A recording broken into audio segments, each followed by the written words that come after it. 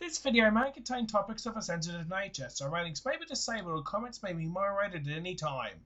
The content in this program are the thoughts of the host, RJRTV and its affiliated network channels, and does not reflect any biased opinions, persons and events mentioned. Phew! Who could have thought that paperwork was hard enough? Let's just check the usual.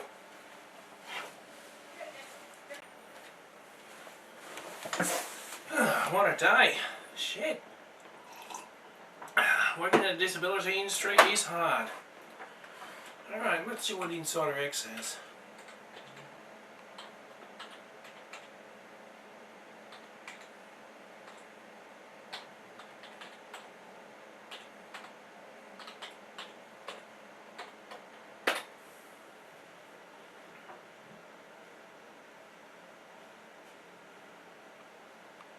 Oh, Foxtel and 360, I heard about this.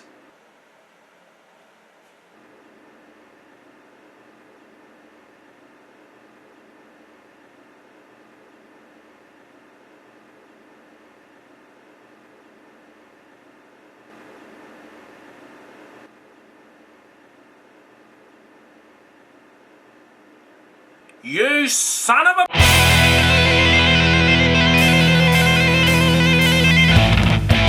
Hello everybody, this is the new war. Welcome to the kitchen.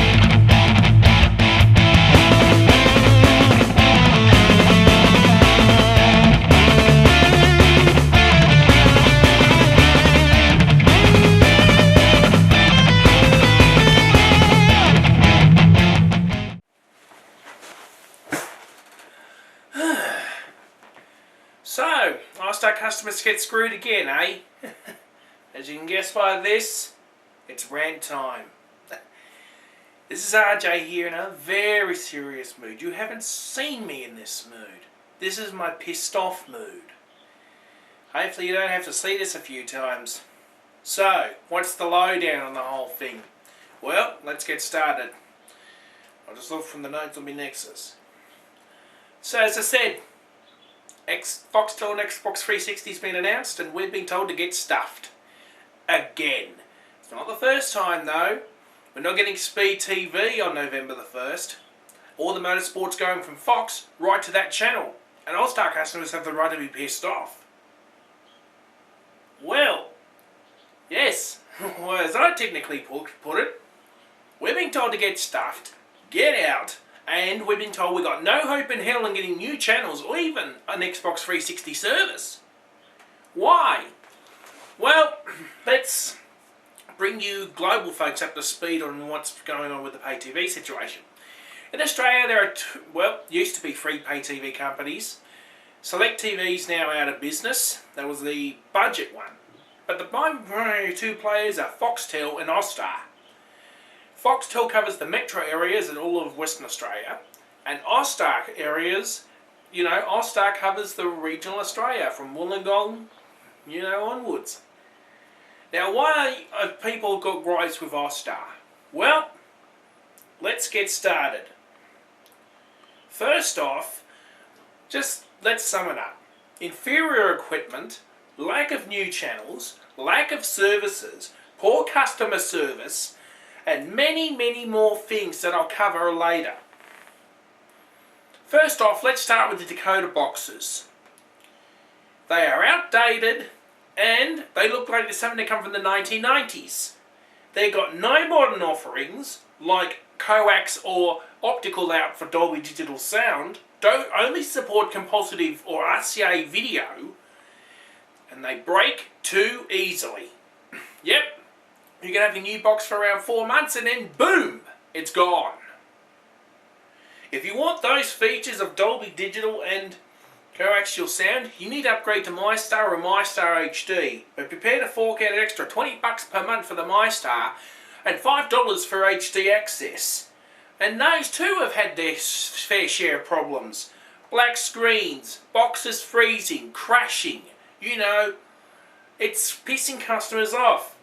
And what also really hates me the most is the lack of customer service support. They now just recently shipped all their core operations off to God knows what. Also, what really aggravates me is the lack of what Austar offers in the way of services and functionality. Take this for example. 6 years ago, when Austar Digital launched, we didn't have box office, we didn't have Sky News active, we didn't have sports active. Excuse me. And it took us 2 years to get those services, whilst Foxtel got them right from the word go. And new channels. Another example is 111 Hits. It launched a full year after Foxtel did. The BBC channels like CBeebies and BBC Knowledge, same thing. Those got launched a year later after Austar, put them on, or Foxtel put them on. And now, with Speed TV beginning to launch, Austar customers are going to get stuffed again because it's a Foxtel channel at starters. And where's the Austar customers? Shit, stuff all. Cue the phone calls for the mass cancellations of services. Now, I've posted a link down here to Austar's Facebook page. It's in the bit.ly link. Go there and click on Austar and Others section and read the comments from the hundreds of irate customers. Everything from broken equipment, faulty boxes, where's the channels? Regional customers are starting to get tired as being treated as second rate. We should be in line with Foxtel with everything. Boxes, software, features. And instead we're getting left in the dust. And all of that money that these execs are getting should be going back into those services. You can invest a couple of million into improving your customer base. I tell you, if Austar keeps this up, more and more customers will be walking out the door on them. And they'll be going to other services like Fetch TV. That's only a couple of dollars a month, and if you're with a participating ISP, it's unneeded.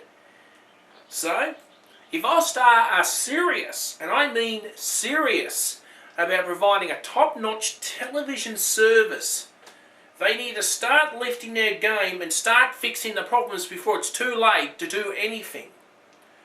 First off, they need to ditch the outdated equipment. Chuck those decoder boxes out. The Atlas, Titan, G3, ADB, or I mentioned that, and Flinders, those go. Those boxes are old, tired, and out of date. They need to take a page out of Foxtel's book and practically, get the pace decoders, the standard ones they use. They need to fix the MyStar problems and iron out the bugs that make them very unusable.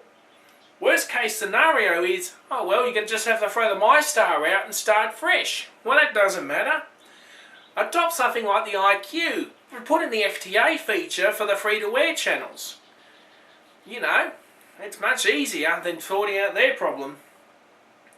They need to launch new channels and new features at the same time as Foxtel. There should not be and never any delays in launching new channels or features, and if there are any problems, they should come up front and be honest by saying, okay, something's gone wrong, here's what's going on, here's when we're going to fix it, and if we can't fix it, chuck in an all-channel preview for a month or so. Unfortunately, that's not the case. No, you don't ever leave your customers in the dark on anything. Another thing is to extend your call centre hours. I received a tweet from another Austar customer up on the Gold Coast very recently, and they say they shut their doors at 7 PM. Well, what happens if a decoder blows up at 2 in the morning and there's no support? They're going to have to wait till the next morning, but by then, problems are still going to arise. That really sets a bad example in terms of reputation and customer service. So extend your call centre hours a bit longer, and you're pretty much right. And if all things fail, and I know a lot of people are going to hate me on this, maybe it's time for the government to step in and do something like the Hawke government did to regional TV in the late 80s. And it's called aggregation. And aggregation means bringing something in line as their metropolitan counterparts.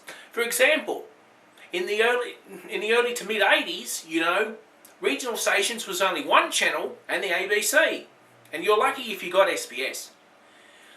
They needed, then in 1989, aggregation was announced, and all the metro stations were available in regional areas via affiliation. For example, Channel 9 in, say, Sydney would be Win in Wollongong. Channel 7 would be Prime in most parts of regional New South Wales, and at the time Capital/Southern Cross 10 would take the Network 10 affiliation. And of course you have your ABC and SBS. Now why can they do that with Foxtel is simple. Exact same channels, exact same customer service, the same pricing, and, you know, a better thing all round for the general customer. It'll make them happy. Well, hopefully. And they need to get rid of the competition set by the ACCC or the Australian Consumer, whatever it is. Because they are too old, too strict, outdated, too draconian, and, you know, they really need to either be overhauled or thrown out. This is 2010, not 1995. Rural and regional areas are being screwed big time, and they're still doing it if the government doesn't step in and find out. You know, these things, you know, shouldn't be happening. So in summary, if Austar want to keep their customers happy, they need to fix the problems now before it's too late. You know, or otherwise, you know, when speed launches and Austar don't have it, prepare for, you know, many people are going to be PO'd over it. That's the latest I have for now, everybody. Remember the old contact methods: Facebook, Twitter, private message, comment. This is RJ saying, stay sharp.